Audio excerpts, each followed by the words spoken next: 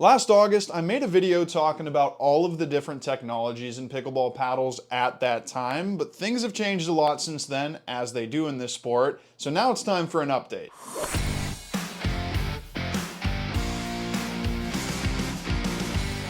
Hey everybody, it's Luca from Rackets Runners. So as you all know, the whole paddle landscape changes rapidly in pickleball, which is super exciting, but it can also be a bit overwhelming, especially if you're trying to pick a paddle. What I want to do with this video, and if things keep changing this quickly, I'll probably make this a series, but I want to explain exactly what is what for technology in pickleball paddles right now. There's so many different terms flying around like Gen 4, Gen 3, EPP foam, EVA foam, and a bunch of others that it just gets very confusing, even for me who's doing this for a living. So I just want to take a step back and break it down as simply as possible. Now the goal of this video isn't to get all scientific about all the different technologies and explain every little detail about each one. Instead, what I'm gonna do is describe those technologies, explain a little bit about them, but spend most of the time talking about how they actually translate to on-court playability and long-term paddle performance. I'm gonna try to be as concise and clear as I can, and I'm gonna break the video down into different sections, so hopefully this can help as many of you as possible. And of course, I just want to remind you, as usual, that any of the paddles that I talk about here today you can check out on our website, racketsandrunners.ca. Also, please remember to like the video, subscribe to the channel, follow me in the store on Instagram, and let me know in the comments section what you want me to cover next. So I'm gonna break this video down into 3.5 sections. Gen 2s, Gen 3s, Gen 4s.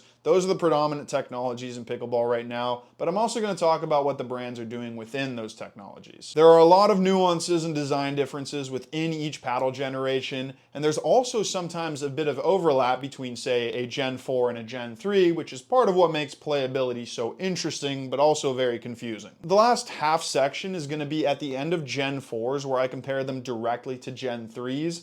I'll talk a little bit about my personal opinion between the two, and also whether I think that Gen 4s are point blank better paddles than Gen 3s. But enough yapping, I'm going to get straight into it now. I don't want this video to be too long, so let's start with Gen 2 paddles. So I'm not going to spend too much time on Gen 2s because I did that in the previous video, so you can go check it out if you want to see me get into even more detail. But Gen 2s are still very relevant in pickleball, so I'm still going to go over them. Gen 2s are the original thermoform paddles, and they were probably the single most important development ever in paddle technology because they basically turned pickleball paddles into premium sports products. Compared to what came before, thermoforming basically perfected pickleball paddles in almost every sense of the word. Non-thermoform paddles were glued together and had a tendency to feel quite sloppy, a bit inconsistent, and while we didn't really know it at the time because there wasn't anything better, they also didn't have the most connected feel for the ball. Thermoforming changed all that because it's a heat molding process that presses all the parts of a pickleball paddle together, reducing the possibility for imperfections, gaps, excess glue, any of those things that cause those playability flaws in older paddles. The result of thermoforming creates paddles that are very solid and rigid and also very stable, but what really separates them from older paddles for me is that they provide so much more connection to the ball and they have much bigger sweet spots. Now, original thermoform paddles were rock solid, like I just said, so they also tended to be more powerful than older paddles, which did take some getting used to for a lot of players, myself included. That was positive in a lot of ways. You could generate more easy power from the baseline and on volleys, but there was a learning curve for pretty much every type of touch shot. Brands quickly realized this and started experimenting with different ways of softening up their thermoform paddles, and the most obvious place to start is the top sheet. The top sheet is the easiest way to quickly change the paddle's playability. Carbon was the predominant material for top sheets at the time, and it's very raw, so it acts as a sort of blank slate, which allows the predominant quality of the construction to make up most of a paddle's playability. So thermoform carbon paddles were firm, since thermoforming is inherently firm. That's when brands started using Kevlar and titanium top sheets. Now, I'm sure everyone knows at this point that if you see something labeled titanium, it's not actually titanium, it's PET electroplated fiber. But if you don't, now you do. Let's start with Kevlar though. Compared to carbon, Kevlar has a slightly more adaptive quality to it. It does feel a little bit plusher on touch shots, but then it firms up to pop the ball out with a bit more power as you accelerate the paddle face. It does make for an overall softer hitting experience in the touch game, which makes Kevlar paddles slightly better for that part of pickleball, But these are very marginal differences. PET electroplated fiber or titanium is significantly softer than both Kevlar and carbon. It has a very plush and much more muted response, which soaks up more of the ball's energy on impact, which makes PET thermoform paddles the best thermoform paddles if you're looking for control. There are a few other softening technologies in thermoform paddles, the most notable one being Rhombus's grid pattern, which has a similar adaptive quality to Kevlar. But Kevlar and PET electroplated fiber became the industry standard for softening up a paddle beyond its core's construction. This still remains the case with every technology that has followed. So Kevlar and titanium are still used in Gen 3s and Gen 4s to do the exact same thing they were initially used for in Gen 2s. We have so much more to talk about that I'm not going to repeat that when we get to the next technology, so just keep that in mind. Every time you see a Kevlar top sheet, it's there to make the paddle a little bit more plush and also add some pop. Whenever you see titanium, it's there to mute the paddle and soften it up dramatically. Now let's move on to Gen 3s.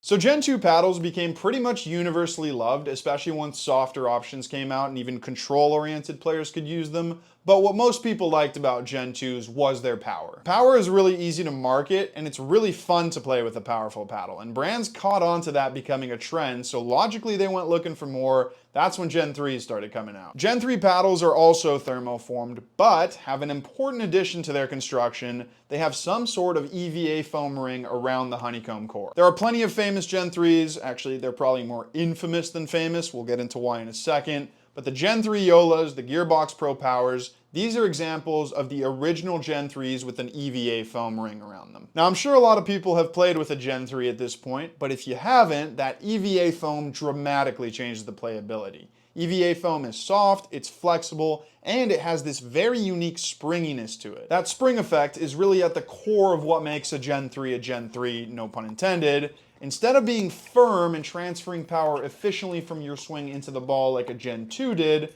Gen 3 paddles actually amplify power onto the ball. That EVA foam works similarly to how strings work in a tennis racket, or if you've never played tennis before, how a trampoline works or how a bow and arrow works. Basically what happens is the ball sinks into the paddle face and it actually loads up on energy during that dwell time. This technology, again, revolutionized the sport. The amount of power you can generate with a Gen 3 is another significant level above that of a Gen 2, and that applies for power anywhere around the court. Initially, people loved this. It's very fun to win a point off of a powerful shot, but Gen 3s quickly became an issue that spiraled into massive controversy for two reasons. One, pickleball had become too powerful, and two, they had massive durability problems. We'll start with power. Gen 3s add so much pace onto the ball that unless you're literally good enough to be a professional player, it's really tough to react in time, and if you get hit, it hurts a lot. This kind of goes against the whole idea of pickleball being a control and touch-oriented sport. Gen 3s basically allow you to power your way out of a lot of situations, which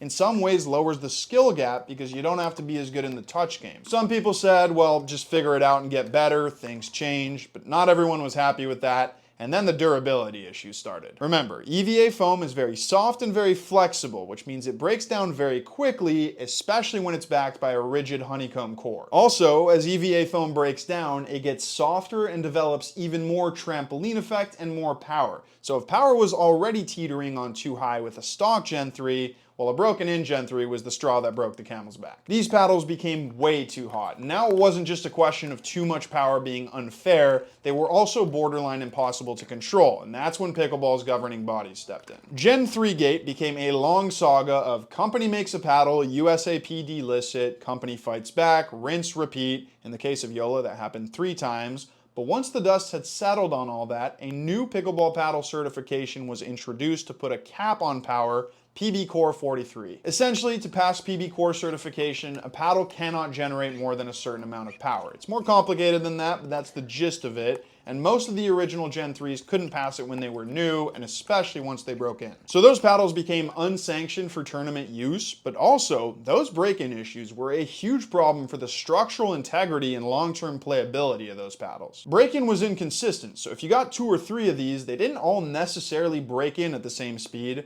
and also there were massive variances in break-in along the paddle face. So you could have a hot spot here and then a dead spot here. All those inconsistencies made them even more difficult to control and quite wild paddles, like a box of chocolates. You never really knew what you were going to get out of them, and just generally speaking, a paddle that changes playability that fast is a poorly made product. By the end of 2024, people were growing really sick of the Gen 3 problems, and that's when Gen 4 started coming out. I'm going to go over everything you need to know about Gen 4s now, but that's not the end of Gen 3s. After I'm done with Gen 4s, I'm going to circle back and compare the two, because some brands went the Gen 4 route, other brands stuck to Gen 3s and changed certain parts of their construction to improve their playability and their durability. The Gen 3s that are around today are not the same overly powerful, zero durability paddles that they used to be, so just keep that in mind. I will come back to them, but now let's talk about Gen 4s. So like I just said, two main issues led to the rise of Gen 4s. One, durability, and two, power, both from an approval standpoint and also how that power leads to a loss of control. First, I'm going to go over why Gen 4s are so much more durable than Gen 3s, and Gen 2s for that matter. A Gen 4 construction doesn't just improve the break-in and breakdown of an EVA foam ring, it also improves a very important issue with all honeycomb paddles: core crushing. The main characteristics that set Gen 4 paddles apart from Gen 3s and Gen 2s is that they have a full foam core instead of a primarily honeycomb core. Honeycomb is far more prone to core crushing than foam. Foam will, of course, break down over time. Anything you violently hit thousands of times with a plastic ball will, but it doesn't suffer the same fatal breaking point of honeycomb. Both Gen 2s and Gen 3s had core crushing problems that would essentially render a paddle useless, and that is yet to happen with most Gen 4s. But the durability improvements don't just stop at core crushing. Gen 4s also fixed the rapid break in and break down that Gen 3s had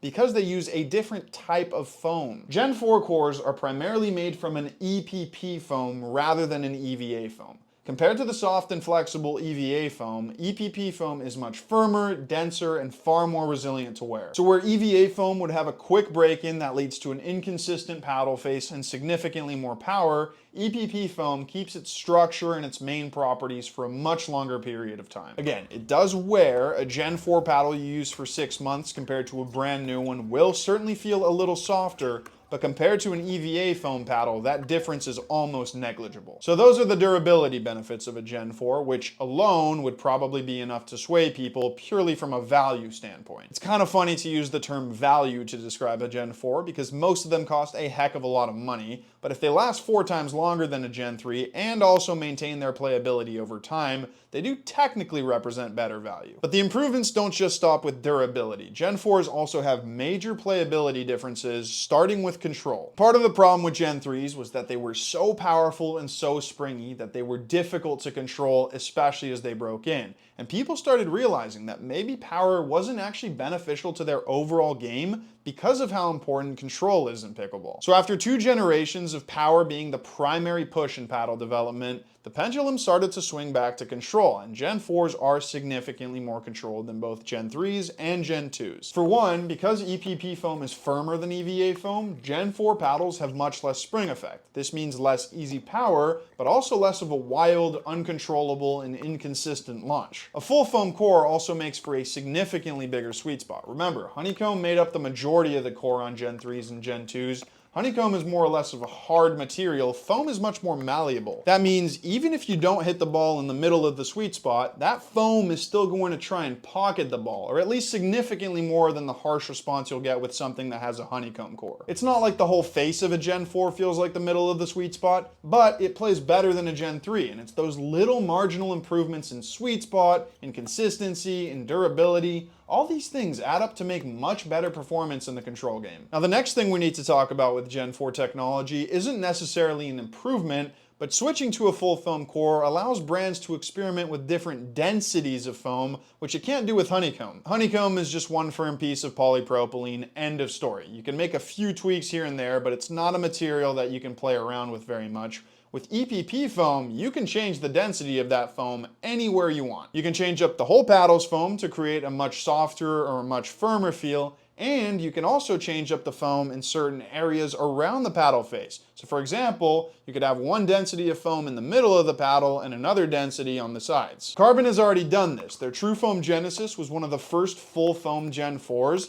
and one of the points they stressed in that paddle's marketing was that this was only the beginning of their journey with True Foam. Their plans were always to experiment with this foam with different densities, with different core designs, and they've already put out a different take on true foam with the waves. Now we're also starting to see brands combine EPP and EVA foam to create a more powerful paddle like Honolulu Pickleball does with their J2 and F series. Selkirk 2 with the boomstick, EVA foam on the outside, and probably the most impressive EPP foam interior that I've ever played with in terms of sweet spot size and control relative to how powerful the paddle is. The point is, a full foam core opens up an infinite amount of possibilities for brands to sort of fine-tune playability so that they can eventually make something that works for everyone, and it's extremely exciting to see where this is going to go in the future. So yes, Gen 4s have some major benefits in a lot of areas compared to Gen 3s, but it would be completely dishonest to tell you that they are point blank better in every way. Now I'm going to explain to you why Gen 3s are still very much relevant in pickleball. Gen 3s aren't just popular because they used to have ridiculously high power. Especially when they're fresh or after a little bit of break-in,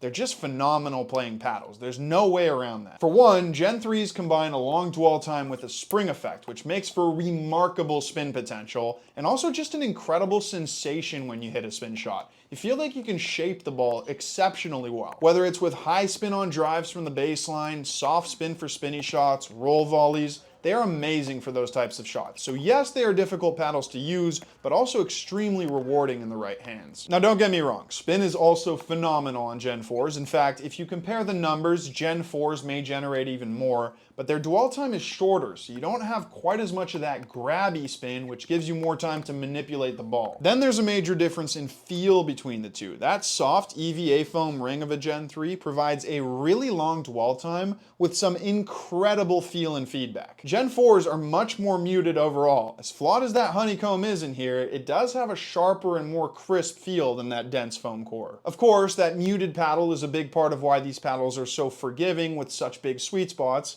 but not everyone likes a muted feel. I really struggled to mesh with Gen 4s when I first started playing with them, which you'll know if you watch my review of the True Foam Genesis from earlier this year. It took me a long time to adapt to the paddle, giving me less feedback and less dwell time than the Gen 3s that I'd become used to, and it's not just me. I'm not sure the pros are quite ready to switch either. Most professional players are still using Gen 3s. Now, obviously, we have to take into account that they are sponsored and that they are paid to use a paddle, and a lot of pros are sponsored by Yola, who doesn't make a Gen 4 yet, but I don't think that's the only reason. There are certain playability characteristics that you don't get on a Gen 4 that you do get on a Gen 3, and vice versa, of course, but for some players, especially for those who can get a new paddle whenever they want, Gen 3s may still be better for them than Gen 4s. Durability benefits are almost negligible to those players. They also use so much weight on their paddle that sweet spot size doesn't really matter either. And then after that, the differences between Gen 4s and Gen 3s are pretty much all personal preference. Hopefully that makes sense. I've been wanting to talk about this for a while because as much as I've grown to like Gen 4s,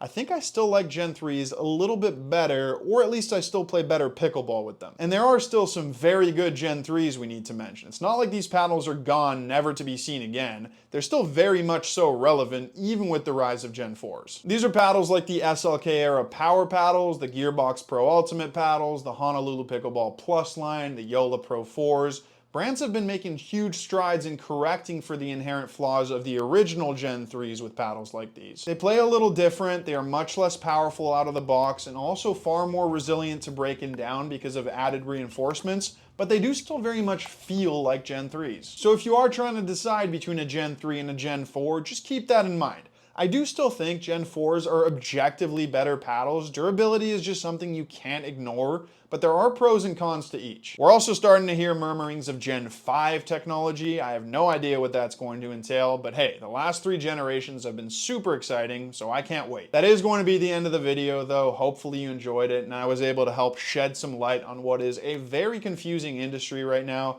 And if you do have any questions, please don't hesitate to let me know in the comments. Thank you so much for watching, and remember, if you want to demo any of our paddles, you can come visit us in store, or if you want to buy them, you can go online at racketsandrunners.ca.